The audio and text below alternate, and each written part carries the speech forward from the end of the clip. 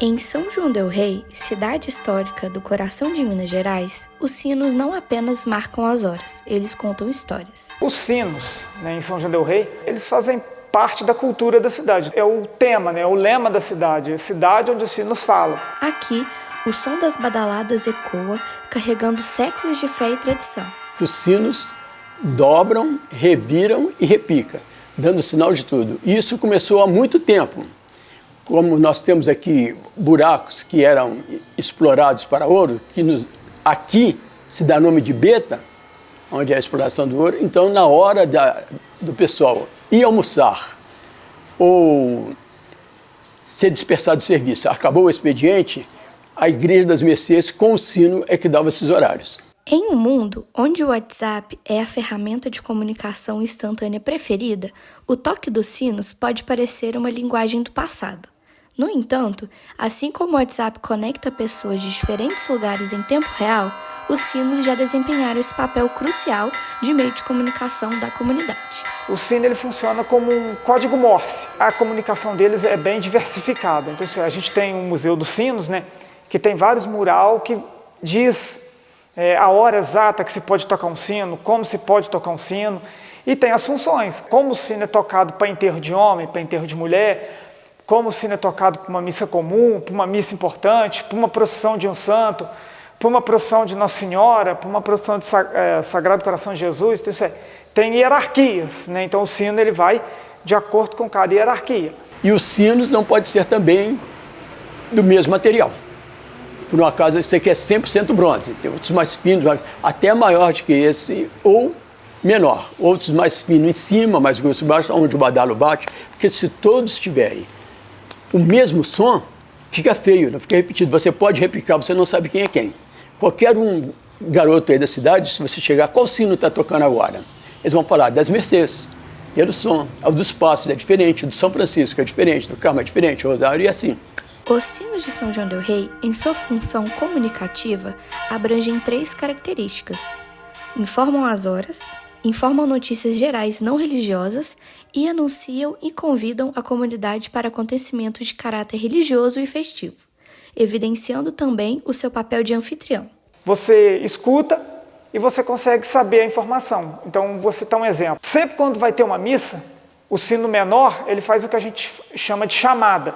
Sempre após o sino dobrar, que é o giro em 360 graus, e depois fazer o repique, que é a melodia feita com a mão na corda do sino, faz-se a chamada de irmãos, que é para chamar os irmãos da igreja para a missa, e depois a chamada que a gente chama de padre, a chamada de missa e de padre, que é feita sempre no sino menor. Então sempre no fim dela dá algumas pancadas espaçadas. Então essas pancadas espaçadas diz como um código Morse, ela diz quem vai celebrar a missa, que varia de 2 pancadas a 7. Então num exemplo, 2 pancadas seria o padre A, 3 pancadas o padre B, 4 pancadas o padre C, até o número 7, que no caso seria o bispo. Os toques do sino são usados para comunicar aos fiéis os ritos de vida e morte na igreja. Faleceu uma pessoa, como a gente vai diversificar se é homem ou é mulher? O sino está dobrando. Geralmente, quando dobra os 3, o pequeno, médio e grande, quer dizer que a pessoa pertence à igreja. Então, você conta por séries. Como? A primeira série, sempre você conta com o sino invertido, a parte de baixo para cima, para ele possibilitar o giro.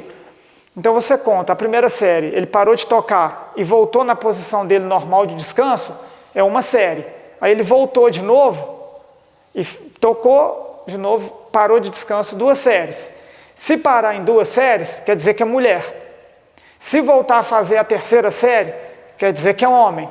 Então isso é um código Morse. 3 séries, homem. 2 séries, mulher. A Batalha dos Sinos, ocorrida em 1711 na cidade de São João del Rei, é um episódio marcante da história de Minas Gerais, ligado diretamente à religiosidade e à disputa de poder local. Na ocasião, fiéis que participavam das festividades do Senhor dos Passos entram em conflito devido à rivalidade entre as cidades vizinhas, São João del Rei e Tiradentes. O nome da batalha faz referência ao som dos sinos das igrejas que chamavam os habitantes para a luta, em um confronto que envolveu tanto os moradores quanto as autoridades locais.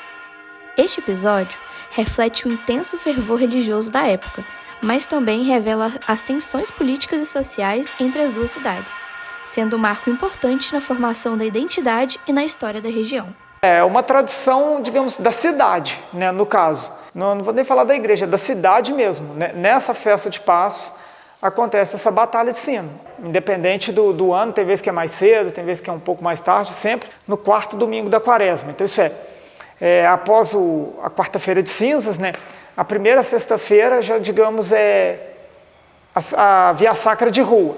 Então a gente conta 3 vias sacras de rua. Na quarta já é o depósito das dores, isso é o depósito de Nossa Senhora. Aí sai do Pilar e vem para cá.